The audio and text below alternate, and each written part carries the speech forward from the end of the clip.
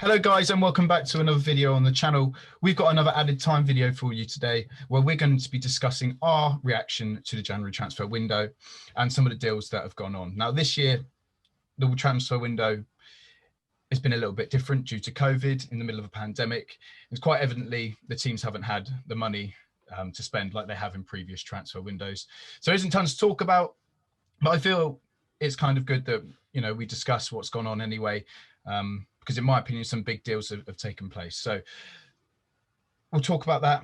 We're also going to talk about what it can mean for the sides at the top and also what it can mean for the teams down the bottom. So I think the best place to start is at the top and looking at Liverpool. So we discussed in our last pod their injury crisis at the back, and they've gone and signed two centre halves for minimal money. One in Ben Davies and the other in this Kabak lad, I think his name is. Correct me if I'm wrong. Kabak lad from Schalke, who are doing terrible at the bottom of the Bundesliga. I don't know what your thoughts are on that, Byron, but take it away because interesting. They're two very strange signings. Like Ben Davies, I mean, I've never really heard of him. I saw yesterday that he was linked with moves to like Celtic, Sheffield United, even Bournemouth. Yeah. I mean, it shows that he's doing well at the club that he was at, but is he Liverpool standard? I mean, coming for, I think it's 500,000 initially, and then potential to rise to 1.1 million with add-ons and things like that if all goes well, even if he makes it into the England squad, I've heard. So he looks like he could be a good player. Well, not a good player, but he looks like he could be a good acquisition. I mean, like, it's cheap, he knows the English leagues well, and he playing with better players might make him a better player.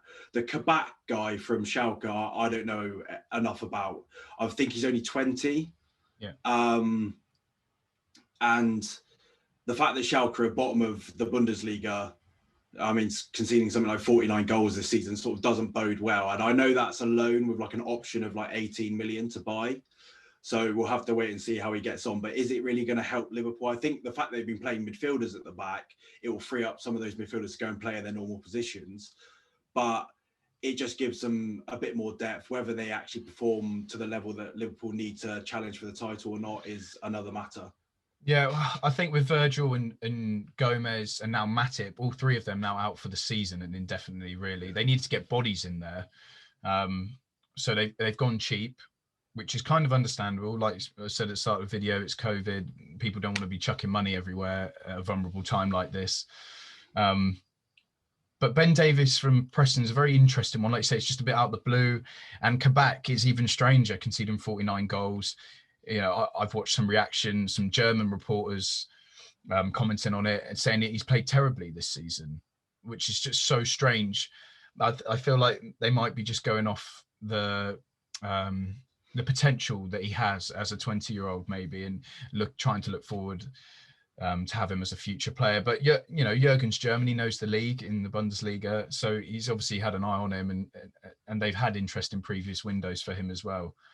So it's a bit of a weird one because they needed bodies. It's understandable, but the bodies they brought in, are they going to do the job? To be honest, the person I feel sorry for in this situation is Nat Phillips, because I think he has actually played really well when he's played for Liverpool. His first game he was outstanding against West Ham, and then the performances he's played in since haven't been too bad, or not bad enough to warrant being replaced by two guys coming in for that sort of money. So I don't know. It's a tough one, but they needed to get the bodies in, didn't they? Yeah, I think you're right. That is the fact that they just need bodies at centre half to allow those midfielders to go and play in their normal positions. And it might mean that Nat Phillips gets to play alongside one of them. They might not start the both of them. Yeah, and that's true. He might still continue to play, but he's also quite young as well, and his development. Liverpool obviously want to challenge for the title. Is the players they brought in any better than Nat Phillips? I'm not sure, but we'll have to wait and see on that one. No, I agree. And yeah, I think only time will tell, but it's a bit odd, especially on deadline day. It all happened quick. And I think I even saw a reaction of Davies himself saying, I can't quite believe it. Like when I heard it, I couldn't believe it. Like 1 minute he's been linked with Celtic and Bournemouth, and the next he's at Liverpool's training ground, putting his shirt on with his name on the back. Yeah, well, supposedly he had a pre-contractual agreement to join Celtic in the summer for free, I think. Yeah. So it shows you how quickly it can all change. Yeah. Yeah, it's football, and especially in COVID, it's going to be even more strange, isn't it? Other end of the pitch for Liverpool, they have got rid, of one of their newer players that they signed fairly recently. I think it was only last January they brought him in. Takumi Minamino, the Japanese international, has gone to Southampton on loan. I think that's pretty much indefinite to be confirmed fully. I find that even weirder because I think he's not a terrible player. I don't think he's awful. And I think he's a good little backup to sit behind that front three they've got. But I think he needs football more than anything, doesn't he? And I think that's why he's gone to Southampton. Yeah, I don't think he's going to play too much for Liverpool. He really hasn't sort of settled in. And of course, in a title-winning team, it's difficult to like take places off of people like Wijnaldum and players like that. So he was always going to find it difficult. But I think they signed him partly because of his versatility. Like he can play left wing, right wing, number 10, even in a 3 in midfield. He can play in a majority of positions, but he hasn't really had the chance at Liverpool. And I think getting him out and getting him on loan to a team like Southampton, who play very similar football in a way to Liverpool with the very high press. You know, I mean, like they use a lot of energy throughout the game. He needs to like improve on that. I think it's a good move for him because it means he might get regular game time. It's a good move for Saints because it only adds quality to their decent squad. And I think it's a good move for Liverpool because I don't think they're really going to utilise him from now to the end of the season. Yeah, I think if you start looking at Southampton now, like you said, they've got a good squad. They put a good run together. They've got attacking midfield players, all challenging for places like Walcott, Gineppo, Redmond, Armstrong, and now Minamino. That's 5 very, very good options, in my opinion, going forward in attack for them. They don't tend to play more than one striker, I don't think, because Danny Ings tends to be that one, doesn't he, up there on his own? I mean, they have played a 2 up there with Shea Adams and played like a typical 4-4-2 at times, but Hassan Hurtle has gone away from that in the last couple. He's moved to a more traditional 4-3-3 and played wingers. And Minamino, I'm sure, could find a space in either on the left-hand side or like next to Stuart Armstrong and James Ward-Prowse. I mean, Oriol Romero's back, so one of them might have to drop out if Minamino comes in. But it's just good for squad depth, and with the congested fixtures, it's good for them to have players that they can bring in of genuine quality. Yeah, definitely. You know, it's never going to be bad adding quality to your squad, no matter how many players you've got in that position, right? And if they've got the funds to do that, which I think Southampton are a well-run club enough to have the funds there to do that, then, you know, it's only going to add quality. Moving on then, obviously, as a result of Minamino going to Southampton, it's meant a knock-on effect with Shane Long going to us at Bournemouth, which is filling a hole for Josh King's leave from us to Everton. Now, me watching, as a Bournemouth fan, me watching Josh King over the years, he's been brilliant.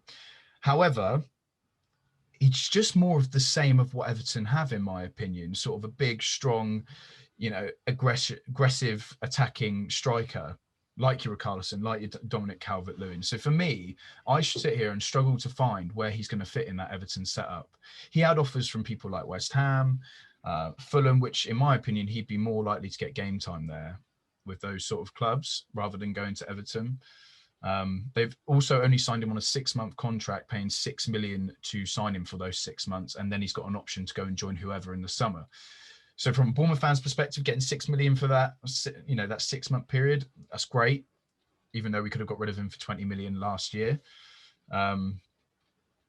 But for Everton, it does seem very, very odd, weird acquisition. For the player and for Everton, I don't think it makes a lot of sense to me. You know, I mean, like Josh King I assume he was starting regularly for Bournemouth in the Championship. You know, I mean, he's a quality player. So he's going to get more. He would have got more game time at Bournemouth, which compared to Everton, because I know he can play across the front 3. But Dominic Calvert-Lewin's going to be a shoe-in to start up front. You think Richarlison's going to play, and you think that the other side's going to be covered by someone like Iwobi or Bernard. So they've got quality in those positions that he comes in at. But at the same time, I feel like his main position is striker. And he's not going to take that away from Dominic Calvert-Lewin. He's not going to play too many games. I think you're right in saying that he would have had more opportunities at West Ham and Fulham. And for the price Everton paid, I don't think it really makes too much sense on their half. Unless they're sort of buying him for $6 million only giving him a 6-month contract to then like renegotiate terms and to sign him to a deal in the summer. But you would have thought if they do it that way, he's going to be a free agent at that point, and he's going to have lots of offers from maybe other Premier League clubs, maybe clubs that come up from the Championship. He's going to have offers of higher wages because he's a free agent and he's going to get that sort of like boost. So I just think that it's a move that, for me, apart from adding squad depth to Carlo Ancelotti's squad, I don't think it really makes sense. Apart from Bournemouth, who needed to sort of look to get rid of him, it doesn't make sense on the player or Everton's part for me. Yeah, I think from the player's perspective, outside of getting game time, I think it's good for Josh because he can go there for 6 months, see how it is, find his feet, and if he doesn't like it, he can go. Effectively, in that respect, and if he's looking at it from that perspective, then it's probably a bit naff and a bit selfish of him. But he's not going to be the only player doing that. How old is he? 28? I think he's 28, 29. I think he might. Yeah, so he's towards the end of his 20s. He's looking towards getting that one big contract, maybe, or one more shot at a Premier League club. Yeah. So maybe he's thought, I'll join Everton, potentially show them what I can do, and if I get chances in the league, I'll show other teams in the Premier League what I can do to then in the summer either sign with Everton on a longer contract or potentially move elsewhere to another Premier League side, because I do think he is Premier League quality. I think being at Championship level, he's too good for that, but especially being 28, 29, if he wants to have a better career, he does sort of need to do it now sooner rather than later.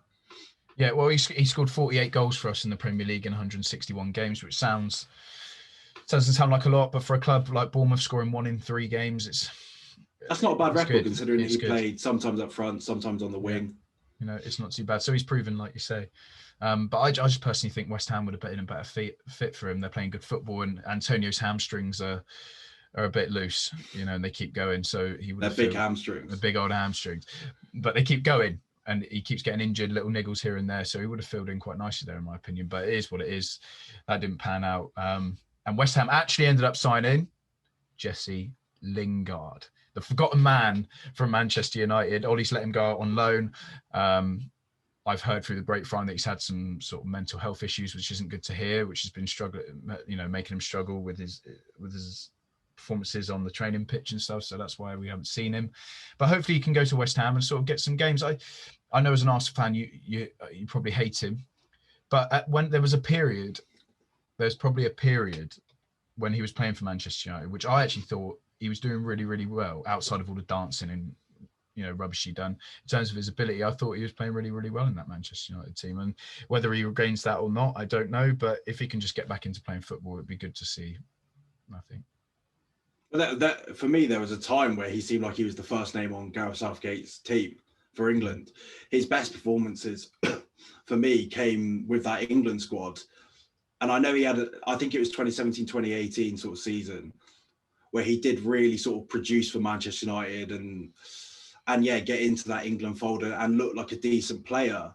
He's always been one that I found odd because I always thought when he was having that season, I thought he was a young kid, like 22, 23.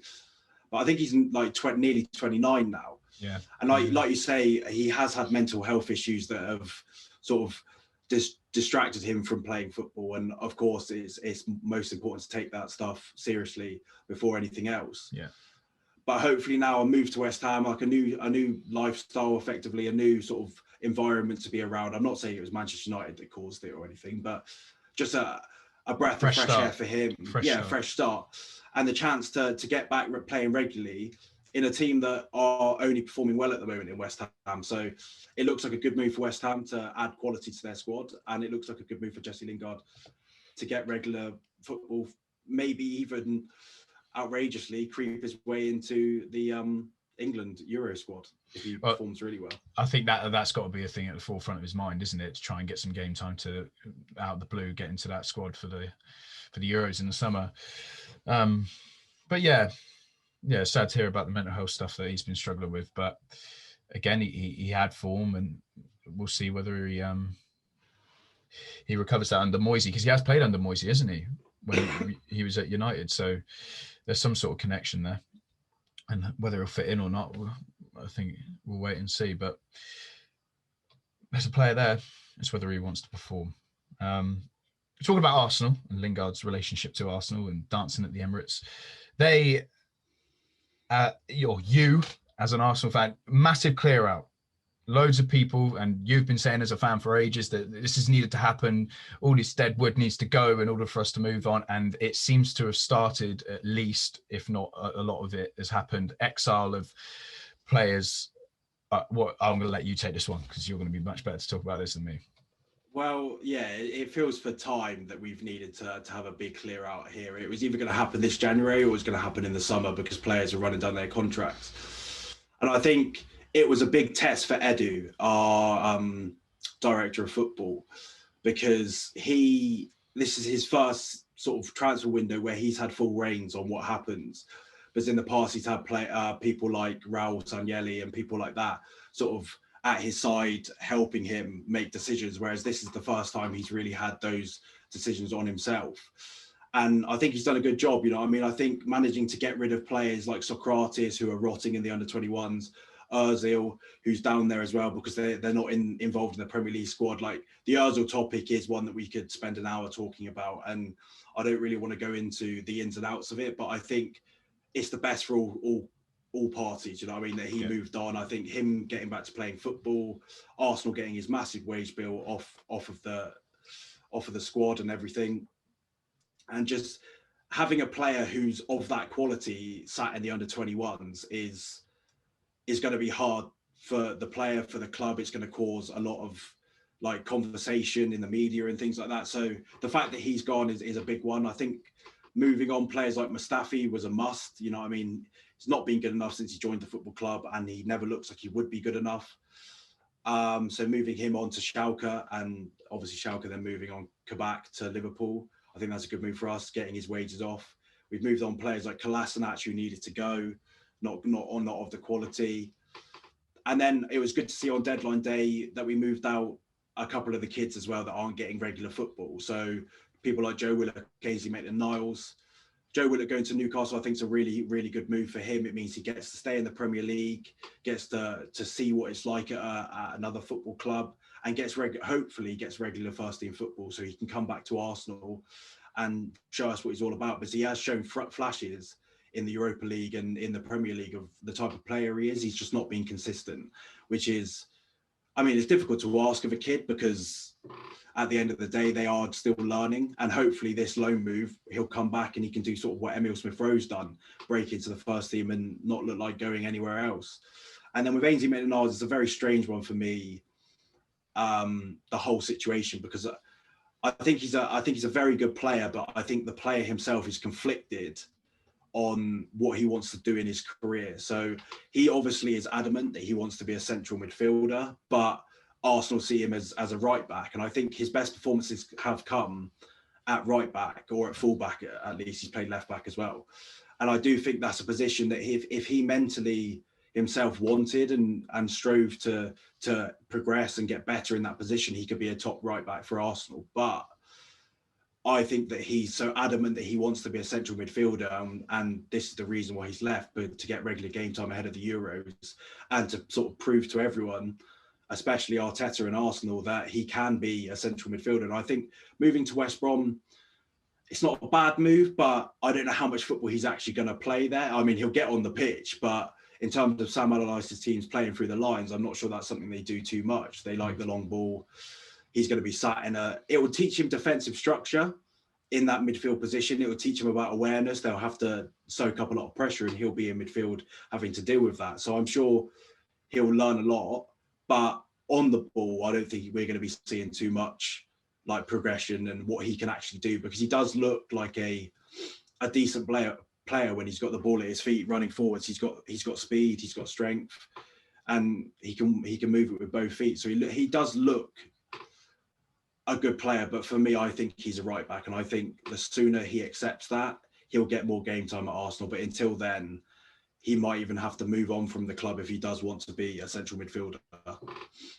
Yeah, I think I won't extend too much on all the lads that you've got rid of, because I think that's been a given of any fan of the Premier League, that they will know that players like Mustafi and Kolasinac have been deadwood at Arsenal for a while and needed to go. In relation to Ainsley Maitland-Niles and Willock, I think Willock has to go to Newcastle and at least get some minutes, right, with how poorly they're playing. He's young legs, he's energy in the midfield, which I don't think they currently have in players like Shelvey and Longstaff in the middle. They're not going to run round for you for 90 minutes, are they? That they're not those sort of players. So you'd hope that he'd get the minutes there. And in terms of Ainsley, I'll just echo sort of what you said. He does his best work at right back, and if he wants to make the best career for himself, I think he needs to concentrate on that. But in terms of the other options that were on the table for him, wasn't it Leicester? But you vetoed that as a club, didn't you? Because it's a rival. Apparently, they're a direct rival, even though they're miles above us. Yeah, but it's semi-understandable, right? No, yeah, it's understandable. It was West Brom. Was it Southampton? The other one? Southampton, we wanted him to go to Southampton because they were planning on using him as a right back and shipping out, I think it was Valerie to Birmingham. Yeah. But yeah, he didn't want to go there because he was going to be playing right back. Yeah. So, for me, I think Southampton would have been an amazing fit for him. You look at players like Carl Walker-Peters of a similar ilk that have gone there and done really, really well. I think him going there would have been brilliant for him. Southampton's a great club for player progression. But like you say, he was stubborn on where he wanted to play, and he's going to have to go and really struggle at West Brom, in my opinion. Like you say, they don't play masses of football, so to say, and we're not going to see much between the lines, so it is going to be tough for him. But they've brought players in, to be fair to them. Do we think it's going to be enough? It's a very difficult one. I just don't see... I don't see the way that Sam Allardyce wants to play. I don't think he's got the players the way that he wants to play. I don't think with coronavirus, I mean, we were having a look earlier on at some of the statistics compared to like this window compared to the windows over the last few years, and the numbers and the money that's being involved is astronomical compared to what it is. So Sam Allardyce hasn't really had a chance he's managed to bring in a few on loan and things like that, but I don't think that's enough. I don't think they're going to be able to turn around their form.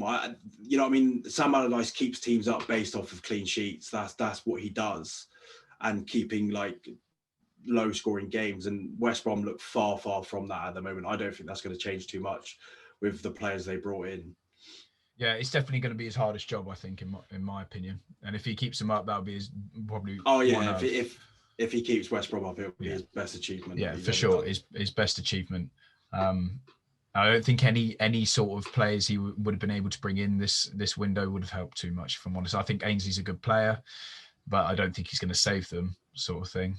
No, yeah, I think it comes down to availability of players on the market, and because the bigger clubs and whatever aren't sort of looking and signing players themselves, they're not really looking to move out too many players. Yeah. So there isn't really that domino effect that usually happens in the transfer window where one player moves on, which leads to 3 or 4 other deals happening. Yeah. And like you say, with the financial insecurities in football at the moment, compared to previous years, it was always going to be tough for Sam. Anyway, like I said, I think it was only 70 million spent in the January transfer window in the Premier League. 70. You look back over previous years. Last year was 230 million. Year before that, 2018 was 420 million. So we're looking at not even a quarter of that spent. So it definitely shows the effect. In the 2018 one, it was Virgil van Dijk at 75 million, cost more than what all clubs have spent. So. Yeah, exactly.